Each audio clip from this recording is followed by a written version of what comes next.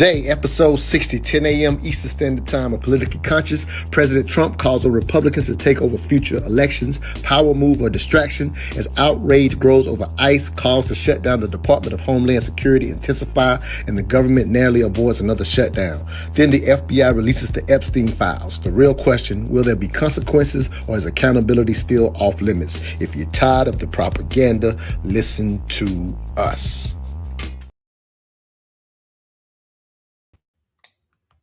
What's up, everybody? We on episode 60. Man, we've been rocking for a full year, man. And I got my two brothers, politically conscious, is with y'all.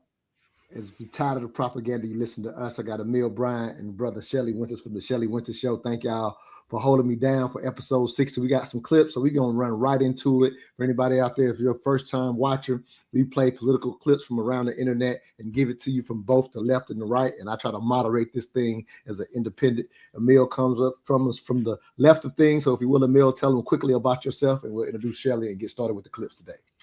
Emil Bryant, political consultant, author, speaker. And one of the reasons why I'm here is because I cannot stand propaganda. I cannot stand people who don't tell the truth. As a political consultant, I tell my candidates to tell the truth, tell it early, tell it often, because the bad news does not get better with time, and the people can handle it. More truth makes better voters.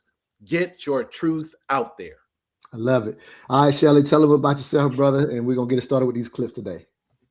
Shelly Winter, host of the Shelly Winter Show, and I'm just here because Montoya pays me. I love it. All right, brother. All right, let's get this thing started. This is something that, out of all the things that are happening, I'm going to ask you guys, is this a real thing or a distraction? I'll kind of give you that context, play this clip, and we'll start with you, Emil, after this clip for response. On Monday, President Donald Trump called on Republicans to, quote, take over the voting in at least 15 places, re-upping his unfounded claims that undocumented immigrants illegally vote for Democrats. Trump claimed, quote, these people were brought to our country to vote, criticizing Republicans for not being tougher and tamping down on illegal voting and calling on the GOP to, quote, nationalize the voting.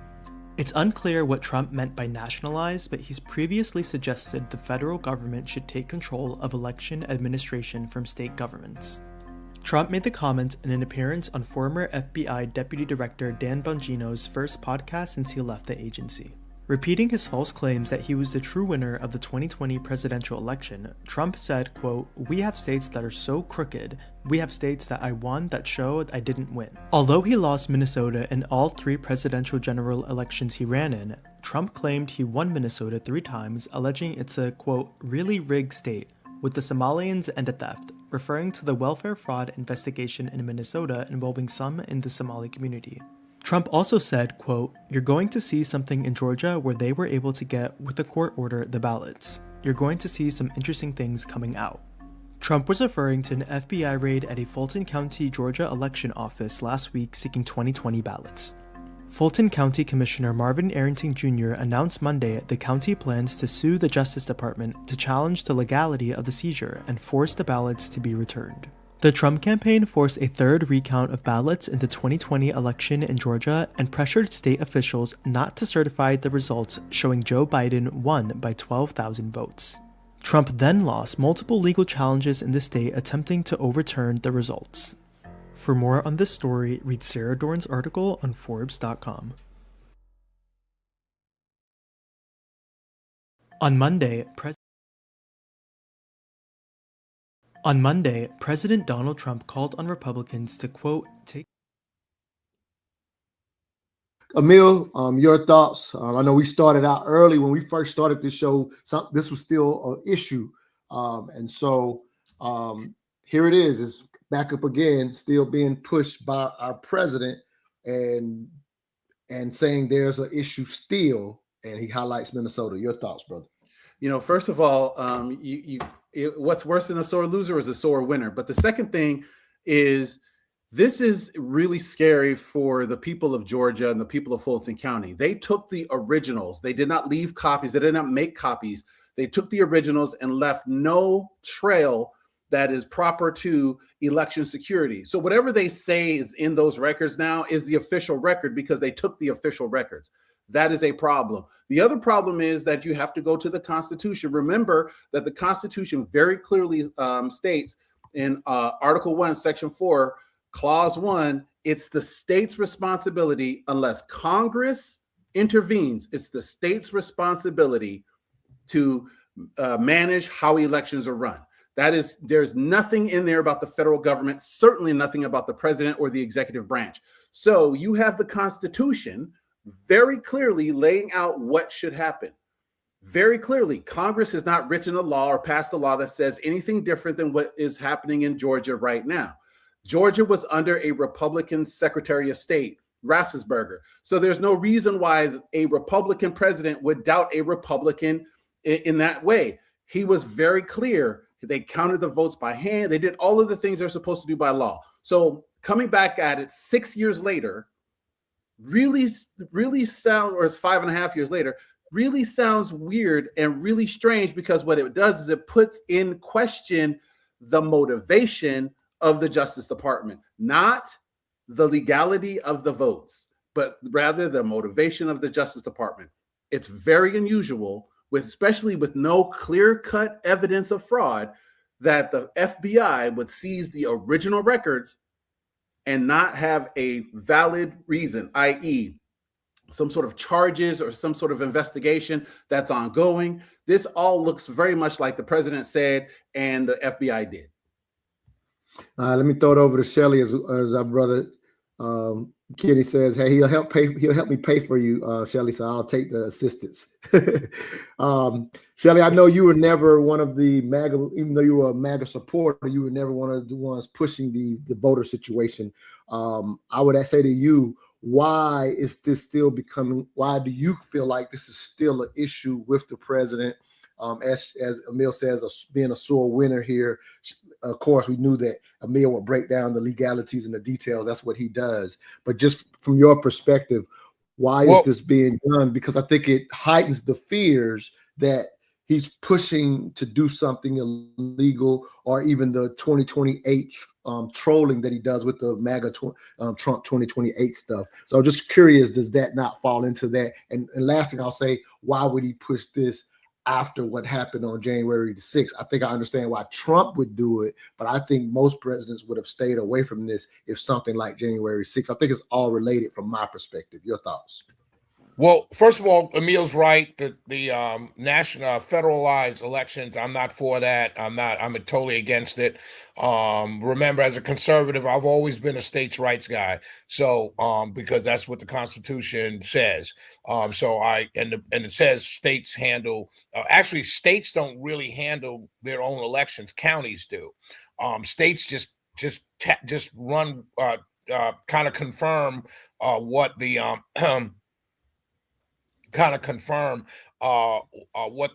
what the counties send to the state. But I'm not for federalizing elections. I think that's the worst thing we can do. One of the things that we do a lot as conservatives is we tend to make these decisions and make these ideas and come up with these ideas acting like Democrats will never be back in power again.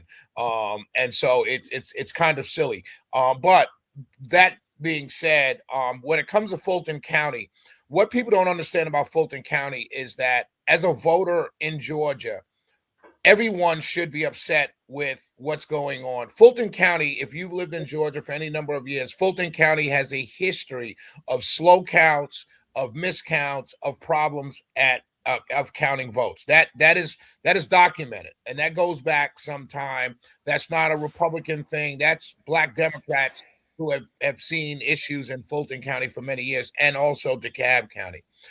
Secondly, Stacey Abrams wanted the ballots because she felt she got cheated in 2018 by the machines. Republicans at that time said that she was crazy. She should have conceded. The machines are fine. It wasn't until 2020 that Republicans felt that there was a problem with the machines because Trump lost Georgia. Remember, we went to bed election night in 2020, Trump was up 300,000+ votes in Georgia. And by the morning, it had gone to a 12,000 12,000 vote deficit. And that's because Gwinnett, DeKalb, and Fulton County released their absentee ballot votes, not the tabulated votes, absentee ballot votes. And the thinking back then was, and it still is, by many of the election integrity and activists, was that all of these votes came in and they were like 90-10 for Trump. I mean, for a 95-5 for almost Biden versus Trump. And so people saw problems. The same problems that Stacey was suing for statewide, the information from the Secretary of State's office, and they kept placing her on hold and she couldn't get the ballots or the information that she sued for. Why I bring all of this up is, as long as we continue, and it's kind of tied to the Epstein files, what I'm about to say, as long as we continue to look at this issue as right versus left, we, the voters, get screwed over. This issue should really be what happened in 2020. Let's never let it happen again. And by making people think it's all about Trump, you make people forget that they were mad in 2018 after Kemp beat Stacey when she said the exact same things. And now that everyone's on the same board and not liking the machines and not trusting the machines, there's a huge push on the Republican side to go to paper ballots. But I remind people, Cynthia McKinney in 2000 wanted to go to paper ballots, and Republicans called her crazy. And so now everyone's coming to the same conclusion at different times that the machines are hackable. They're, there's problems with them. And so we should do something different. Do I agree that we should do something different with the upcoming elections in 2026 and change to paper ballots now in February? No, because it's going to be too much of a transition. But there were problems. I don't know if the problems amounted to him losing Georgia, but I am all for them getting to the bottom of this. Fulton County held these ballots back for the last 5 years. They could have released them when they were asked to. Let me jump in here real quick and say this. I definitely, like, obviously, Fulton County, you're here in Georgia, so you're close to it and you have those details.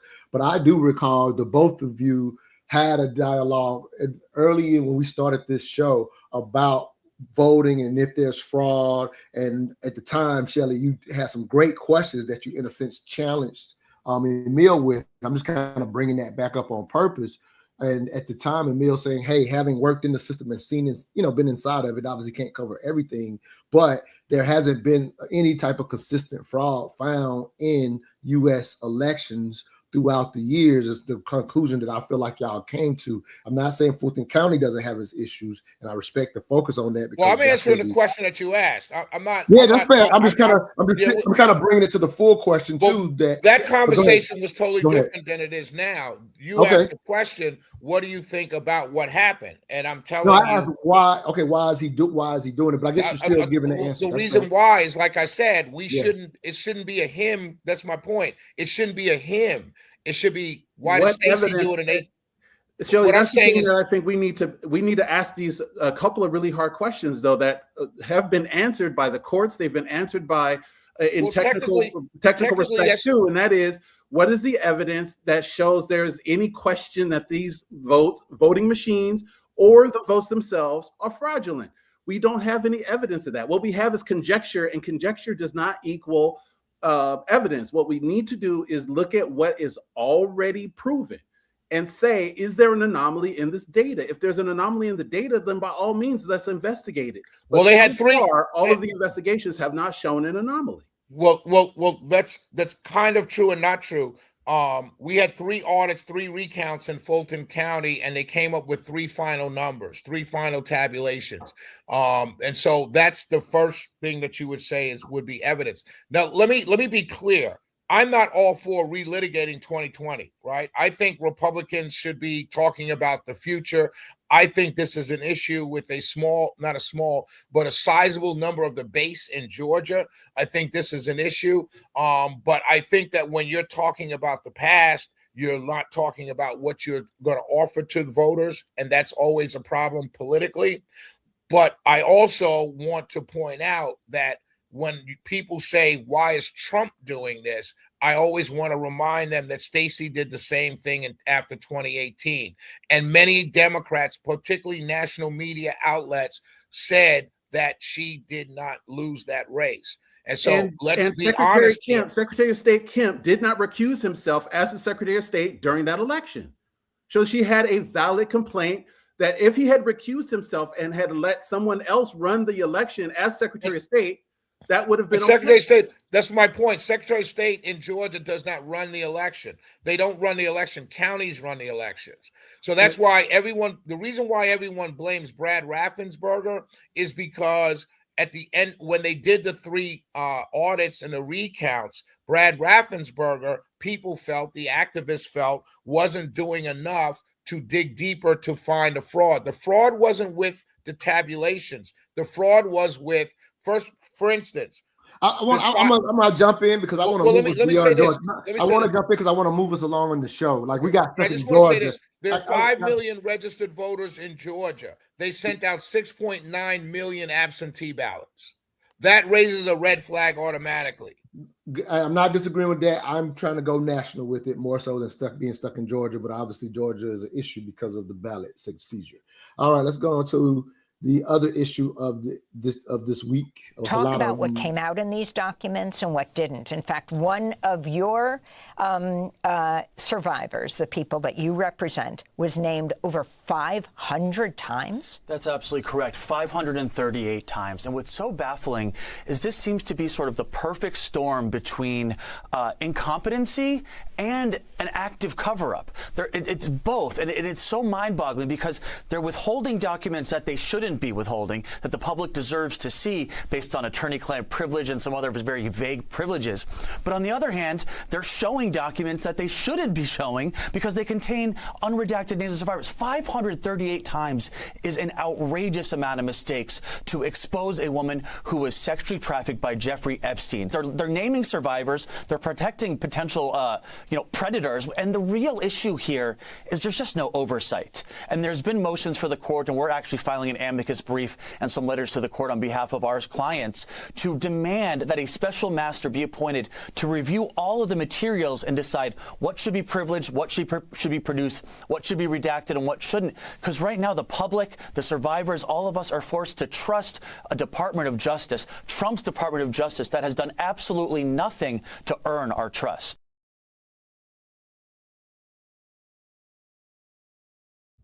We'll start with you on this one, Shelley. The Epstein files have finally been released.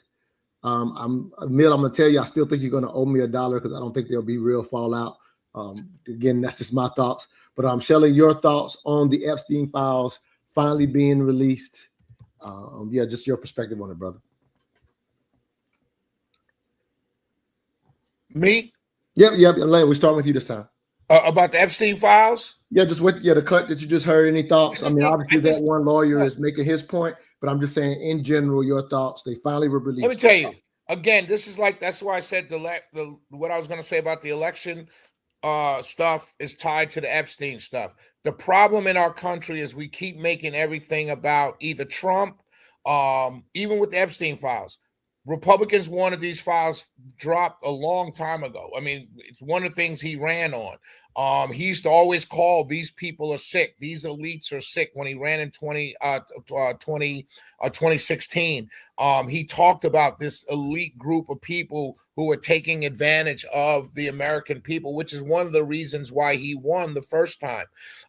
So the idea is that we have always known that these people existed at elite levels, this cabal of elite business politicians, and all of these people existed for a long time. We knew it existed in the music industry. Many, many, many people have talked about it in the music industry. No one has ever pushed them aside and said this is conspiracy theory.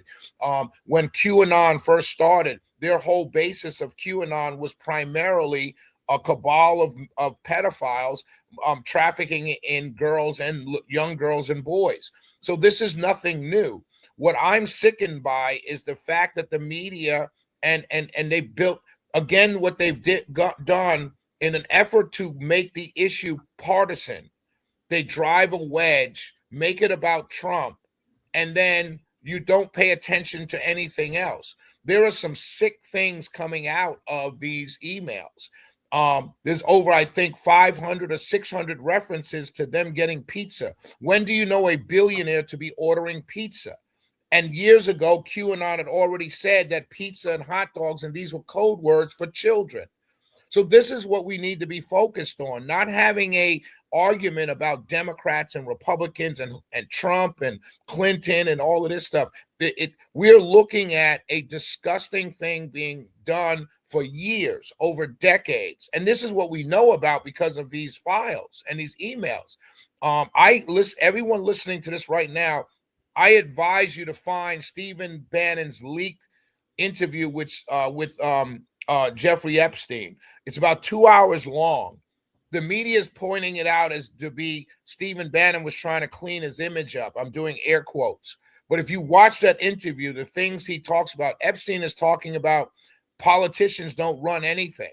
We know this, but now it's being made clear to us, and we're still focused on the gossip and who is in a picture, who is doing what. In Europe, they're seeing these Epstein files as the greatest scandal in the history of the British Empire, not the British Empire, the Crown. And in Europe, they're looking at these very seriously. We're looking at it like child gossip on the playground.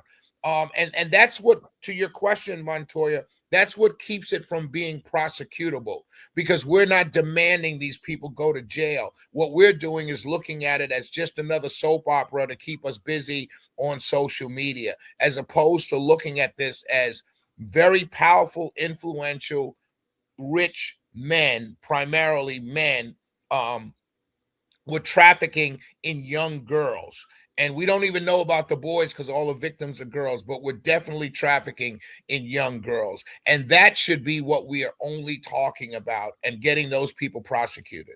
And what I would offer, Shelley, and I'm turning it over to you, Emil, what I will offer is the reason we, the public, are doing what you're suggesting, what we're doing, which again, I despise it as well.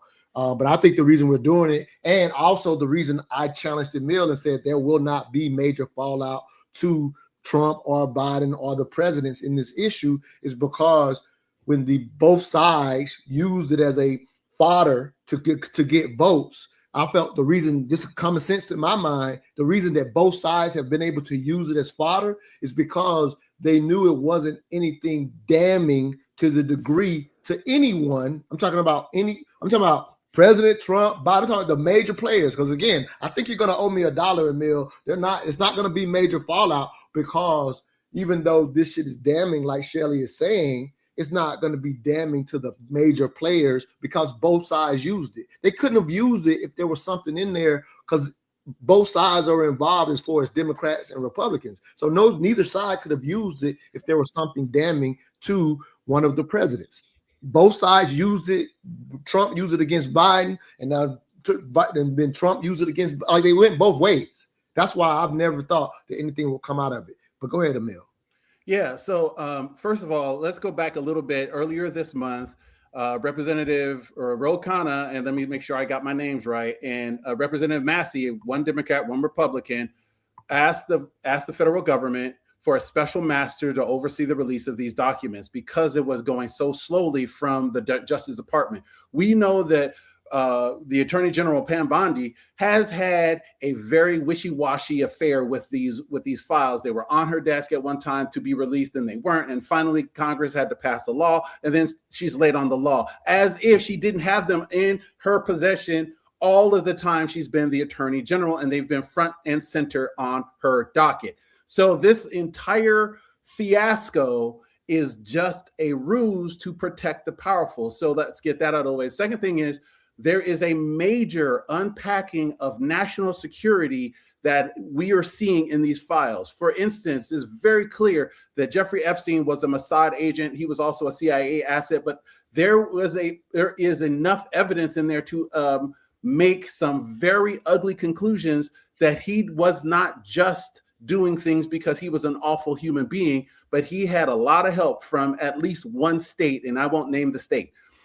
But there's more here than just he said, she said, bad, good, left, right, Republican, Democrat. what we're seeing is that there's a national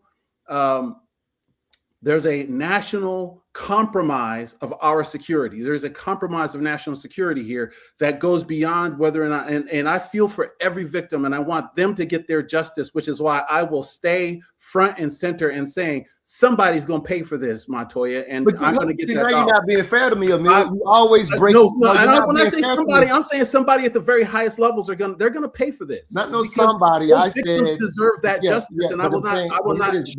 I'm not by saying they're too powerful to remove. No, that's not what I'm saying. Shelley, I'm in agreement with Shelley. And I agree that, like you said, the Crown in England is taking this more serious. I'm not disagreeing with taking it more serious and people getting their just due. I'm just highlighting that the reason we're treating it the way we're treating it is because both the politicians treated it like that towards us in a political way. And now we're caught up as the American people putting it in as Democrat, Republican. We're caught up in it because that's how they used it. And I'm saying the only reason they could use it is because it wasn't damning to Trump or Biden. Those people, you say there's going to be fallout to them. I'm saying it's not going to be any fallout to Trump or Biden because I'm going to say somebody who was mentioned 30,000 times so far as counted by several different reputable organizations. You're going to see something come out. I think you're going to you can't say something to what we're talking about, what I am talking about. You can't say something because I'm talking about. The last thing I'll say about all of this is that the American people have been inundated with all of this for the last, several years, not just one or two. But the problem we're going to see is that the Justice Department is playing this game with those files. The game is release. Oh, I made a mistake. I got to pull some back. So they're clawing back and putting out, redacting the wrong things. And again, let's remember that Attorney General Pam Bondi has had these documents for a lot longer than this law's been enacted. So it's not about the speed at which they could have been released. She could have done all of this work in good faith from day one because these documents since then. Emil, this is the point we're all trying to make. These documents were available under the Biden DOJ. These documents have been out there for many years. It's not Pam Bondi. This is the point I'm trying to make. It's not let's stop politicizing pedophilia by rich and powerful people. I'm not the one who's redacting the wrong stuff, though, Shelley. Somebody is. But it doesn't matter who's doing it. Yeah. Whatever they're redacting, we see what's going on. So the redactions don't bother me because I'm still seeing that rich and powerful rich men were dealing and trafficking in young girls, right? We just had an administration. Listen to this, all right? Let's all agree that there are people out there at higher levels, elite levels of business, politics, and culture and entertainment who are doing these sick things to young kids. Can we agree with that? Yes. Okay. We just had an administration where millions of unaccompanied children were let into the country to quote unquote sponsors and bust and sent to all over the country, right? Now, I'm not saying this was done for those purposes, but I'm saying it allowed people of nefarious deeds that we just all agreed to continue their trafficking in young children. Now, if we get away from who did it, who had the paperwork, what side did it, who let in 20 million or millions of undocumented kids, or who's cracking down on the border, if we get rid of all of that rhetoric and we just talk about the issue, that's how we get justice for the victims, and we can prevent other victims from happening. But we've got to get away from this idea that it's damaging, not damaging. We know it's damaging. They're about to kick Prince Andrew out of the royal family. And what's sad about it, they got rid of Prince Charlie, whatever his name is, for marrying the chick faster than they got rid of this guy for being a pedophile. Right. But the point is that, in Europe, they see this as a massive scandal. And thank you for that. And I'm just saying this, and we're going to move to the next cut. Emil, I've been clearly talking about the politicization of this thing. You keep bringing it back to really kind of what Shelley's saying, as though I'm not agreeing that there's people that heads should fall. But I'm just saying the way that the politicians got us as Americans getting caught up in the side of it, they played a game with us. That's why I think you're gonna owe me $1, because I'm not saying owe me $1 because nothing happened or there are not high and powerful people whose heads are gonna roll. I'm talking about these politicians' heads are not gonna roll because they know they're not, like Trump can't use it if he's been involved, but people foolishly and silly, and this is me not defending Trump, but I'm saying he used it for the political follow just like the Democrats did. He can't use it if he actually was involved. You can't even use it. I'm just saying, I'm talking about the politicization, don't turn it into I'm arguing that this is okay. I'm going to the next cut. I'm not going to say the real reason Trump is breaking the world, because the world that exists cannot support America anymore. This isn't ideology, it's math. The post-1945 system was built when America produced, America manufactured, America exported. Today, America consumes, America borrows, America finances. The old order only works if the center is strong. It isn't. Trump understands something elites don't admit. The US can no longer afford to be the shock absorber of the world. So he's not trying to fix the system, he's trying to crash it on his terms. Every alliance he weakens, every institution he undermines, every trade rule he breaks. That's not madness. That's preemptive abandonment. Because when the system finally fails, and it will, the country still playing by rules will collapse first. Trump wants America to be unpredictable, unanchored, uncommitted. Why? Because predictable empires get bled slowly. Unpredictable ones get paid quickly. This is why he hates multilateralism. Because multilateral systems force the strong to subsidize the weak. This is why he attacks NATO. Because NATO is an insurance policy America can't afford anymore. This is why he weaponizes tariffs. Because trade used to be mutual. Now it's leverage extraction. This is why he treats war zones like balance sheets. Because reconstruction is one of the last remaining profit pools. Here's the part nobody says. Trump isn't destroying the world, he's disconnecting America from the cost of holding it together. And that terrifies everyone, because deep down they know he's exposing a truth. The global order was never moral, it was affordable, and it isn't anymore. So Trump's strategy is simple. Break it fast, cash out leverage, let others carry the rubble. History won't remember him as a lunatic, it will remember him as the man who ended the illusion early. And that's why the world looks like it's burning, because it is. Shelly, I'm gonna start with you on this clip. That's what I voted for. Let me start real quick. Let me just set it up and then you can jump in. And so I'm starting with you because I've seen you in weeks. I follow you on your show, follow you on your page. And sometimes I see you hint at that President Trump is going to be seen as great. And I happen to see that clip after that. And so I was like, let me put this clip on here because I wonder if this is what Shelly is referring to when he says in the aftermath of things that he may be seen as great. Is it some of what we just saw in that cut? Absolutely. Absolutely. I mean, that I saw that clip a couple of weeks ago or about a week ago. Okay. But yeah, absolutely. It's like welfare, right? We have been subsidizing countries all around the globe, not only financially, but also in military aid. And we've also been taking over countries. We've also been going into countries to swing, elections and things like that. And all of that cost us because it's destabilizing. It's, everything else. Look at what they did with Gaza. They put together a peace board or whatever, right? And basically they leveled Gaza. And now their plans, Jared Kushner showed plans of a rebuilt Gaza. Now, I saw Emil shake his head. I get why he shakes his head. But if you get yourself out of now and look down the line, what more prosperity, what more peace can you bring to an area than to make people prosperous?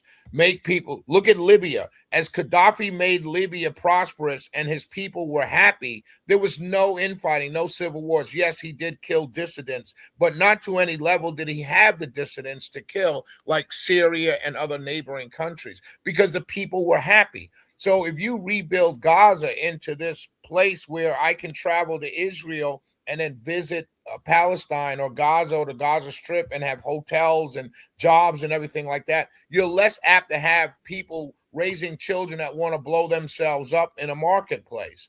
And that's just simple human nature and logic and history. And so after World War II, we helped rebuild Germany. Germany is now one of the greatest industrial countries in the world right now. And so if what Trump is doing is, like the guy said, it's the bull in a china shop. I can break everything up. If you break everything and just leave the china shop alone, you could do that. But if you break everything up and rebuild the china shop, it may look better and more beautiful than it once did, and generate more profits because you have new product in there. So I think that's what he's saying. That's what I've been saying. I just want him to. My criticism of him has been of late, I want him to focus more on domestic things. Republicans have been running against Obamacare since 2010. It's now 2026, and there still is no replacement. And that's all they've been running on: repeal and replace, and there's still no replacement. Healthcare is going to be a problem for many Americans in this country. I want to see them focus on that. I want to see them focus on domestic issues. But as far as that clip, he's absolutely right. Emil, your thoughts on that clip? Yeah, so it's easy to break the international order when you're outside the constitutional order, and that's the problem I have. I don't have a problem with him as president setting policy, although I disagree with the policy, especially the inward focus and the Western, the Trump corollary to the Monroe Doctrine. I have major problems with that, and I've spoken on that about Venezuela before. So the questions that are raised in this are, should he be breaking the international order? If that is true, he should be breaking the international order because America can't afford it. Then America is probably going to be the worst, the least likely beneficiary of that broken order. We've been the greatest beneficiary of the world order. Yes, we've paid the most, but we've also made the most money. Ours has always been the most thriving economy in the world. It certainly has been the most thriving economy amongst the industrialized nations. So the benefit to that world order has come directly back to this nation. The distribution of that money has not been equal, i.e. the top 1% have gotten most of that largesse, but the nation as a whole has prospered from America maintaining that world order, despite the fact that we paid for it. So when you start putting that picture together that he's breaking the international order, which he is doing very, very quickly and very, very well, in my opinion, you got to ask yourself, if America has benefited financially and economically for the past 50, 60 years from this international order, and he breaks it, how is America going to prosper on the back end of that broken international order? So I'm listening to that and I'm seeing all of the same facts that Shelley sees, but I come up with a different conclusion because my premise starts with America has not been harmed by holding the international order together. I've not liked international politics, the way America's built its international politics. Mind you, if I come from the left, I hate seeing the nation meddle in other nations' affairs.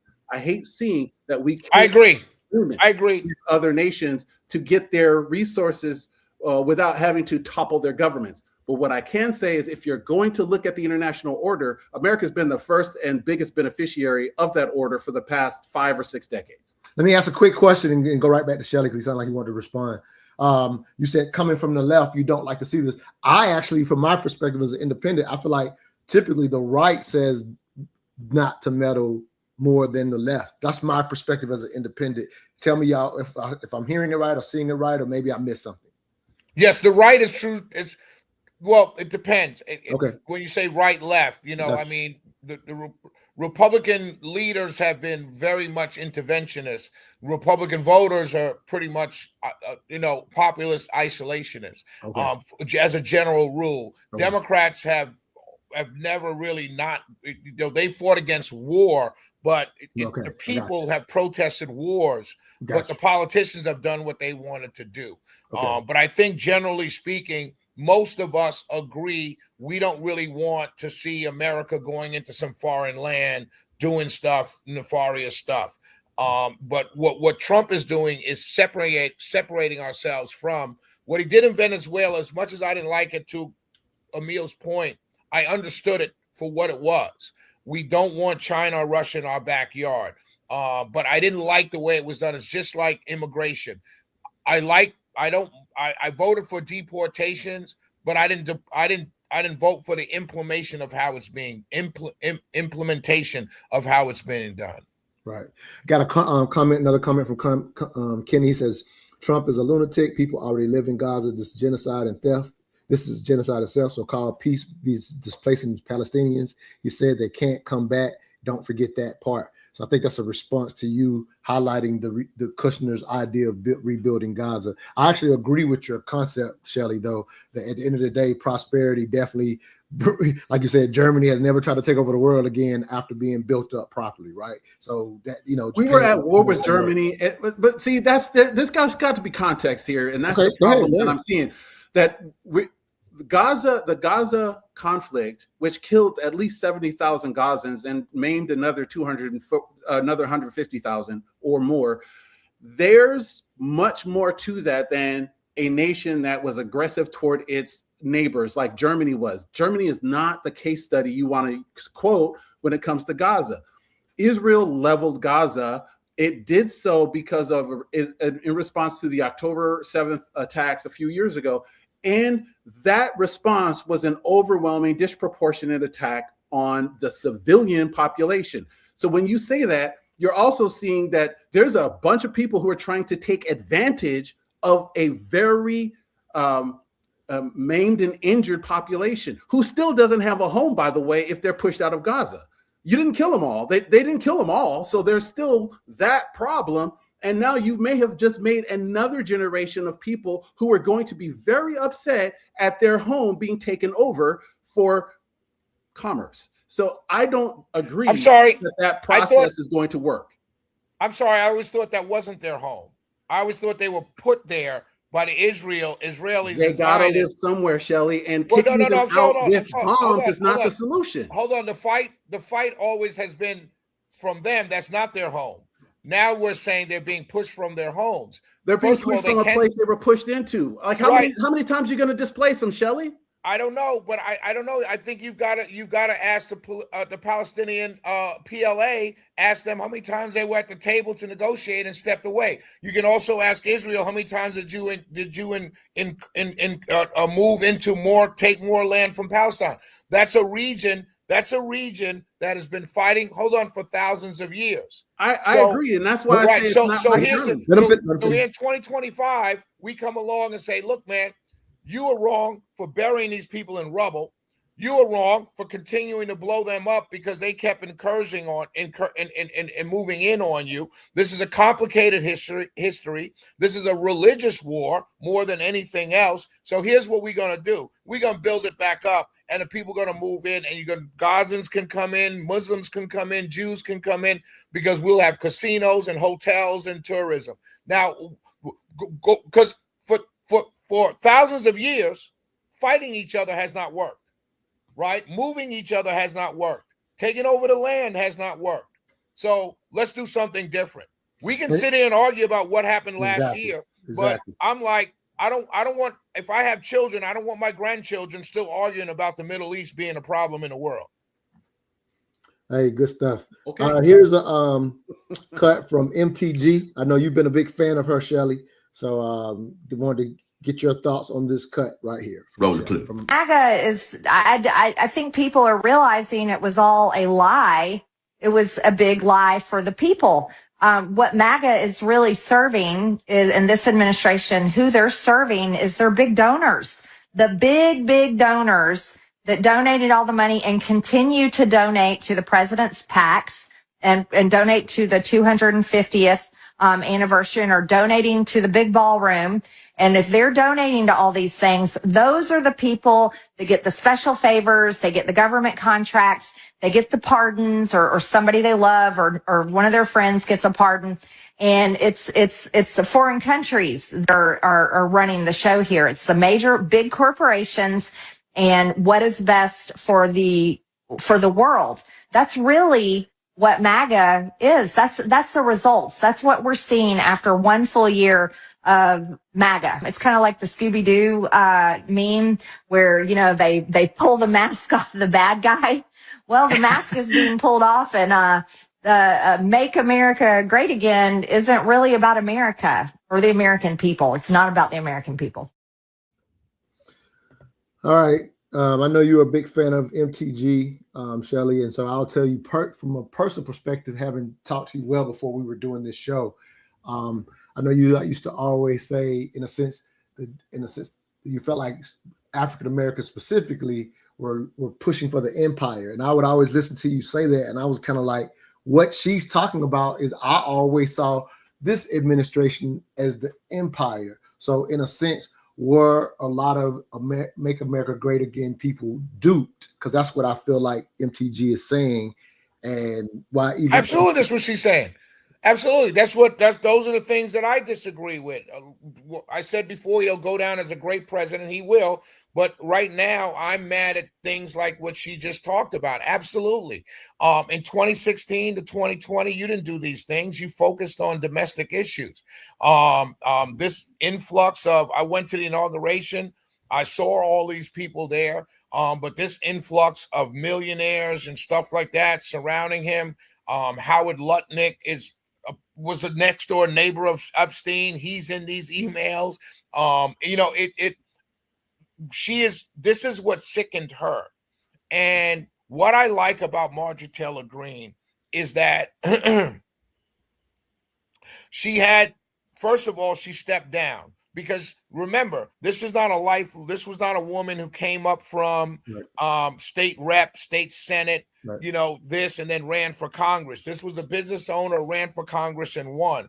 And basically, it's like going to a meat factory and seeing how the sausage is made and never eating sausage again. And that's what she's seeing, and that's what she saw. So I applaud everything that she's doing. I applaud everything that she's saying. The thing that disgusts me, right? The thing that disgusts me is this.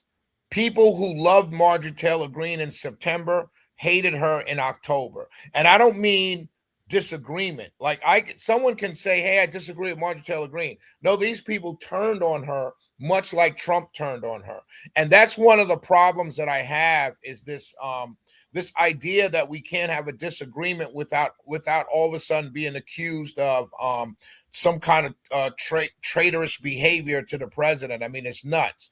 I saw the same thing. And by the way, before anybody says it's a cult, I saw the same thing in 2010 when people started questioning Obama on his foreign policy, and people started saying, you turn it on the black man. So when you have personality voting going on, this is what you get. But my point is that I agree with her wholeheartedly. It is disgusting what's going on. And it has basically draining the swamp became the swamp. Hey, when them billionaires was lining up, by Trump, I feel like you couldn't see it at that time, Shelley, because I feel like even me and Mill was like, man, he was like, these people are doing a good thing. And I'm like, this is the opposite of what you want. Like, it just seemed obvious to me from the beginning. It was obvious, but we thought, so for instance, Zuckerberg, people like that, right? I saw them siding up to him because they were like, look, I don't want you to do what Biden just did, which is censorship, which is kind of antitrust laws and antitrust investigations with the DOJ and things like that. This is totally different. Billionaires have always been in politics. Let's not get it twisted. What we're seeing here now is more in your face and more obvious. We've always known money ran politics. We always knew the politicians were guided by the money. That's nothing new. Let's not act like this is all new stuff. But this is so in your face, and the run to make money off of it is what she's really talking about, and what I'm talking about is that these people are making billions by being in this position. Because remember, none of these were policy makers; these are all business owners, and so that's why it becomes a major problem. And I just saw it coming, is kind of what I'm saying. Go ahead, Emil. Your thoughts on what MTG had to say, or Shelley? I'm going to say, but strangely, I agree with MTG in this one respect. It's rank. So the last time you had a president this openly corrupt was President Ulysses S. Grant. It's just above, or Biden. I wouldn't even say Biden, and I'm not saying he wasn't doing his thing, because they all do. I'm saying this openly corrupt, because you have the cryptocurrency and all the things that come from that. You have the ballroom and all the things that come from that. You have the inaugural committee and all the things that come from that. You have the 250th commission and all the things that come from that. You start seeing this giant open pattern of pay to play. You see this giant open pattern of foreign governments paying to play. You see this giant open pattern of people in prison paying to play. Every single time you see an opportunity for this president to make money, he's doing it. So yeah, I'm not saying, and Shelley is 100% right. Big money's always been in our American politics. We know this. We know that there's been corruption. We know this. We can go back to the Carter administration with Abscam. We've known this stuff, we've seen it before. So the question we need to be asking is, what's the benefit to the people for all of this corruption? And right now, you're not seeing any of it. And I'm not saying that it's right. I wish we were able to police ourselves much more effectively. But in the absence of that policing, we need to see some benefit. And this is what Shelley said that I agree with. You're just not seeing anything trickle down to the average person. Jobs aren't going up. Wages aren't going up nearly as fast for the bottom 25% as the top 1%. You're not seeing the things that go into making an economy strong and stable, maintaining or getting better. You're seeing a top-heavy economy getting more top and heavier. And that's going to be a big problem for this nation. And I'm Well, just going to go ahead, Shelley. Go ahead. Well, I was Shelley. going to say Montoya played the clip, but that's it. When Marjorie Taylor Greene resigned, that's exactly what she was saying, that there was too much of a focus on foreign policy and not enough focus on domestic issues. To your point about that what they call a K economy. And so one little last question. I'm gonna play this clip because I think we get to I think something that here is a serious issue. I just think that you, Shelley, and some of the MAGA and the MTGs missed that it was gonna be like this, and I felt like it was gonna be like this from the very beginning. I feel like this was lined up. I'm like, why are we surprised that it was gonna be to this degree? Because I thought that's exactly what was coming with this particular administration. Did you believe that it wouldn't be this with this administration, Shelley? Did I believe? No, I it's the same with every administration. What I'm talking about and what she's talking about is just the blatancy and the obviousness of it, that it's so blatant. In other words, it's almost like this administration says, look, everyone else does it. Everyone knows they do it. So we're just going to do it too, but we're just not going to hide it. That's all. Yeah. That's all she and I are both saying. Y'all got duped by that they would do it to this degree. And what she's saying is that domestically, remember who voted for Trump? Working class, rural people. And so what she's talking about is that those people are not having their needs focused on, that Trump and others are focused on the needs of these billionaire classes. Right. That has never really been any different than any other administrations. I'm saying at one point you thought that this administration was going to be different. Like that was what you were pushing. Like I thought they would do it. I had nothing else to go on but what they did in 2016 and 2020, which is focus on domestic issues, focus on middle class issues, focus on rural issues. What she's saying, what I'm saying, has been about flip. Now, I mean, that I can't be blamed for not seeing that, because I mean, I think it was obvious. That's what I'm saying. That's what I've been saying all the time. I'm like, how did we all could see it? All of us outside of that could see it. Stevie was right there. Oh, okay. That's what I'm saying. Well, I guess it was right there in front of us. I never doubted that. When he started the World Financial Group or whatever that thing is that he does for crypto, we saw it from that point of view, and that was before the election. I'm like, nah, man, nah. That was in October of a November election. The crypto thing, but see, that's what I'm saying. So let's hear. Be careful, because she's saying one thing.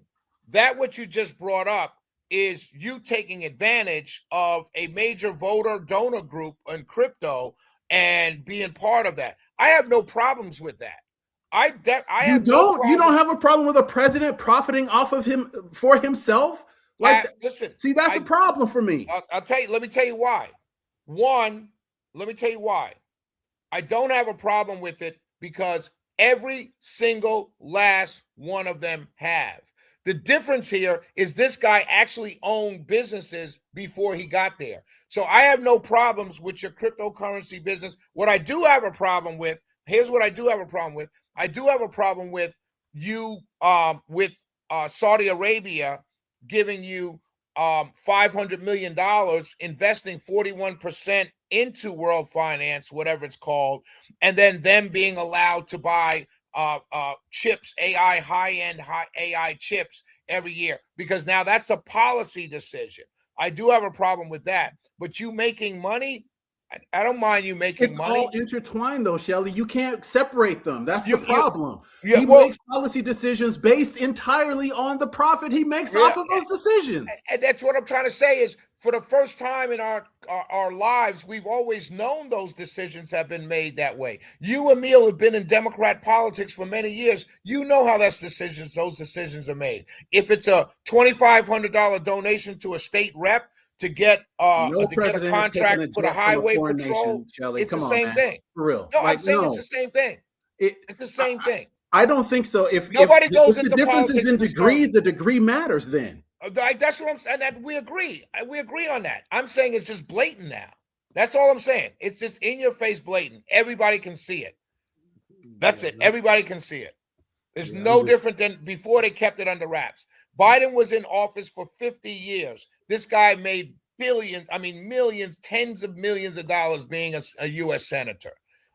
I mean, it's been documented. Books have been written about it. And I'm not saying one is right and one is wrong. This guy was going to do something different. $3.3 billion in 1 year. What I'm trying to understand is, how does reading the statute to give the president broad discretion, which you've said many times, with respect to his removability of these governors, how does that further the aims of the statute? It directly furthers the aim of protecting them for removal for policy disagreement, which would be the key protection. No, but you've conceded that the aim is actually broader. The aim is to ensure that this institution is not being pressured by the executive branch, by the president, with respect to its determinations, that people can't just be fired because the president wants them to. And so what I'm now asking is, if we read for cause to ultimately reduce to the president can pick some fact that has nothing to do with their actual tenure in office, something that happened way before, and use that and say that's cause and it's not reviewable and he doesn't have to show any evidence and doesn't have to give the person a hearing. Basically, the president is just making the determination that Congress apparently didn't want him to have the power to make because they put for cause in the statute. So how do you reconcile your vision of presidential discretion with a statute that was clearly designed to limit the president's discretion in this regard? It was designed to limit the president's discretion just as far as the plain text of the statute goes. The statute was a hard-fought compromise between two influential and insistent camps, as Justice Alito recently wrote. One of them thought there should be complete presidential control of the Federal Reserve. The other thought it should essentially be a private entity. They met in the middle with a removal standard that protects governors from removal. But it only protects them insofar as the president's determination about cause is reviewable and based on actual evidence that has been established. It doesn't protect them if the president can just make it up. Emil, what are we looking at there? So here's the issue is very simple. Can the president remove a governor from the Federal Reserve Board for any reason the president chooses? The way the law is written says that there has to be a legitimate cause, something that can compromise their ethics, their morals, their standards. And what the president has done is said, I'm going to create some circumstances. With one board governor, he tried to say that she had lied on one of her forms for her house. That was proven untrue, but he tried to use that allegation to get her removed. And then the Fed chairman, he's trying to get under how the Fed has redone these two buildings, which is a multi-billion-dollar renovation of two historical buildings that are being done in the same style that they were originally produced in. And he's saying that is now somehow some problem, even though he had visited the site, even though he had been briefed on that, and they've been extremely transparent as far as what they're doing to those two buildings to restore them back to their former glory. The point here is that the president does not have the authority to remove or replace a governor from the Federal Reserve Board without a significant cause that compromises their morals, their ethics, their ability to perform as a governor on that board. And the reason why he's doing this is because he wants those interest rates lowered. He wants them much lower than they are now. And the board has not responded to his desire to goose the economy using lower interest rates. That problem persists because the board has been very clear. They're doing what they've been chartered to do, which is look at two things very consistently. That is inflation and unemployment. And they use the rate that they set as a way to help manage. A little bit of inflation is a good thing. We don't want too much. A little bit of unemployment is a good thing. We don't want too much. And that's where they are trying to always find that sweet spot to keep the economy growing at a very even clip. Sally, is this situation a concern to you from your perspective? Well, it's a concern to me because nobody wants politicians making decisions about the Fed. That's it. First of all, the real idea, many of us want to get rid of the Fed altogether. That has been an ongoing conservative point of view for many years, and a libertarian point of view for many years, and a moderate Democrat view for many years. But I'm totally against the president making any decisions on who's on the Fed board. I think, because what happens is like I said, many Republicans fall into the trap of talking about doing things when a Republican gets in office or a Republican president, particularly in Trump's case, not recognizing that a Democrat's going to win eventually.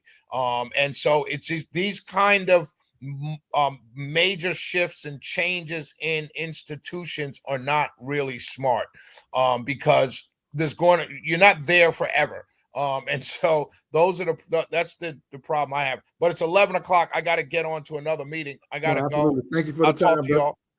Good stuff. Peace, Shelly. Always good to see you, brother. Good stuff. Thank you for your time, brother. So I'm going to keep you for one more cut, if you will, Emil. And this is just, our brother Leo, who will hopefully be on with us next week.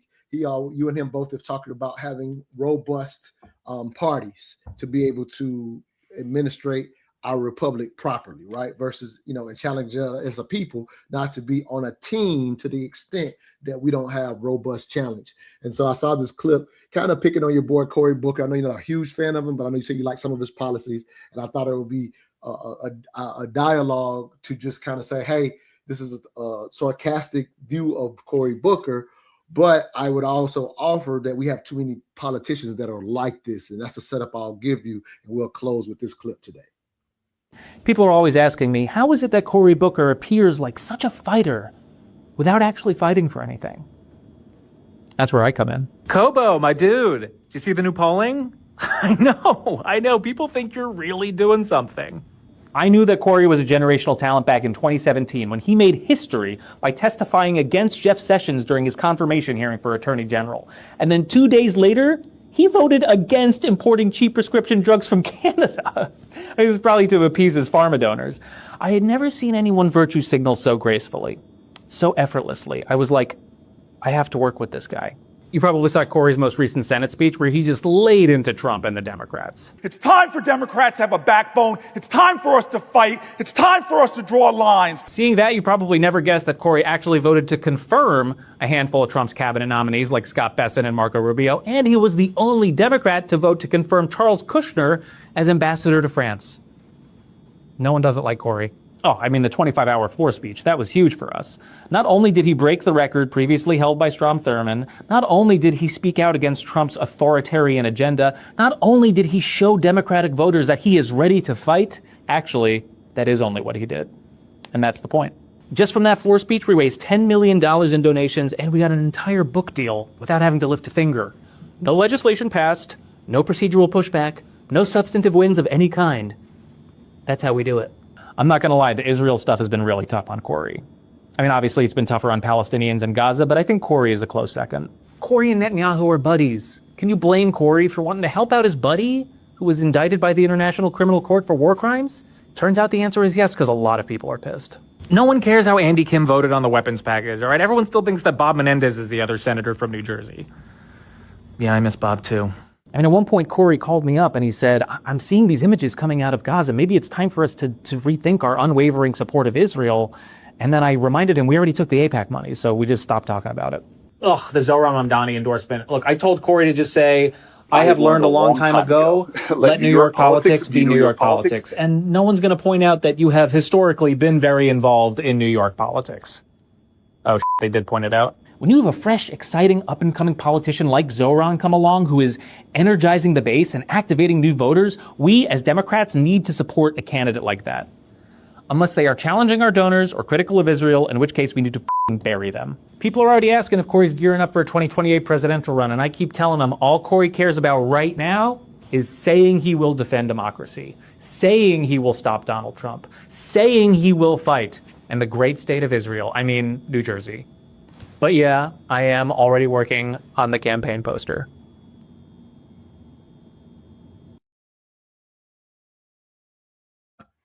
Damning, Nothing. and it's what we as the people Nothing. face often, and I'll say particularly to the Democratic Party, there are some people who are about real action, but the party still seems to lean on people like Cory Booker. Your thoughts, and we'll close out the show. He's been a wonderful mouthpiece, but as far as living out the values he tells us Should we even call it a wonderful mouthpiece? I mean, look, you understand what I'm saying? I watched part of that 25-hour speech. It was great. It was fantastic. But I'm saying I can't even say that because I got nothing because he's not doing in the work of the Senate, which is one of the great deliberative bodies in all of modern history around the world.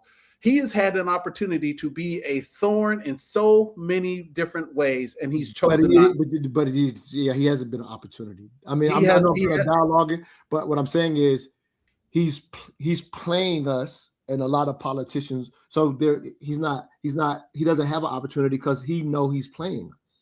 What I'm saying is, from his position, he functionally has the ability to do a lot more to slow down this administration if he wanted to. He is not motivated to use those tools he has access to. And why is that? Because from what I've observed, he's very much engaged in the opportunity versus the show versus the result. The results could be different, and he could be a leader in those results because he himself has said, let's show some backbone. I don't care when it comes time to it. I don't care nothing about what he says. And I would say to our watchers of being politically conscious, here's the thing that I think we don't think about with the power of our vote. Because we're on teams, we're not willing to vote out incumbents or sometimes pull the lever for the other side just to get people like him out. So we'll still fall for the rhetoric and keep putting him in position. And to me, that's the type of cancer that require us as conscious voters to be willing to, in that particular election, vote him out by voting for the other side. Or vote him out in the primary. You say that, but just be honest about what happens when you have incumbents like that. When you have incumbents like that, they typically don't have primaries. Like the preference always is, we'll vote them out in the primary. But I'm here in Georgia in a certain area where there's no one running against the incumbent quite often. So I am willing to, when I see that type of action, I vote for again, I'm an independent, so it's easy for me. But I'm saying the people that are on a side, they're not willing to understand the power of your vote is actually voting out someone who gives you nothing but rhetoric throughout. And you keep hoping that the rhetoric is going to prove true. It will not. And I hate we're missing Shelley on this part, but even when Shelley says, a few weeks ago when he says, I want to be more critical of my side versus the people that I did not vote for. While I applaud him for that, I still wanted to, like I'm saying right now, I wanted to ask him specifically, well, wouldn't that sometimes require for you to pull the lever for the other side? Because you can't hold them accountable if you're going to put them back in office. 100%. And with that, I agree. Good stuff. All right. Thank you for the show, brother. All right, man. Always good. And peace to you and the rest of our viewers. Thank y'all for a lively comment section. Absolutely. Y'all were in it today. The numbers are going up, man. Appreciate y'all. Make sure y'all subscribe to the show. We'll see we pop up, not at the same time every week. So make sure you subscribe so that when we pop up, you can catch the show. If you're tired of the propaganda, listen to us.